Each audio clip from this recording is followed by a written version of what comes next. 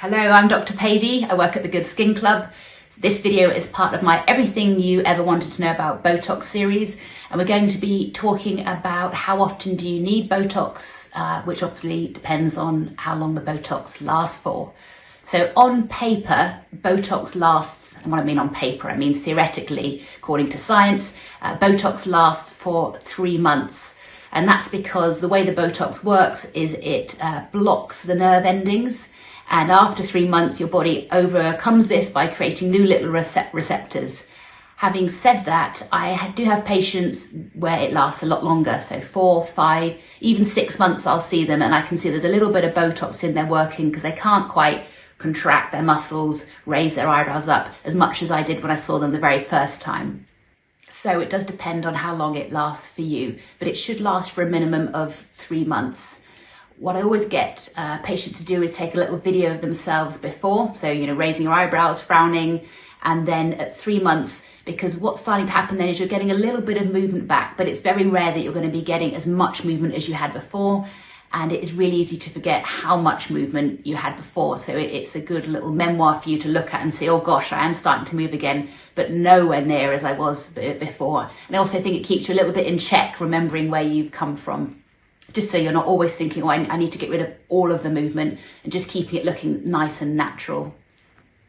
And I always tell my patients that the way Botox works is it's not a switch. So it's not in terms of you put the Botox in, switch, it's immediately off, and then you travel along and then 3 months later switch, it's back on again. It's more a gentle curve. So you put the Botox in, and then as the 3 months are sort of coming on, it's slowly starting to wear off. And when you get to the 3 months, that's when you're getting a little bit of movement back, but it's nowhere near the bottom in terms of having that full movement that you had initially before you had the Botox.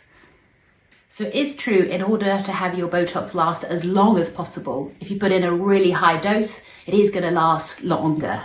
But if you put in a really high dose, you're just paralyzing the muscles completely. You're getting a frozen look. And if that's really what you want, then that will last longer. But typically, if we're trying to make it look natural, then at 3 months, 3, 4 months, though longer for some, as I said, it does start to wear off. And in terms of how often you need to get the Botox, well, it depends partly on how often you want it. So some people just find they want it during the summer months. They don't want to be squinting or frowning as much due to the sun. Some people like to keep on top of their Botox because they're doing it as more of a preventative. They're trying to stop these lines getting deep.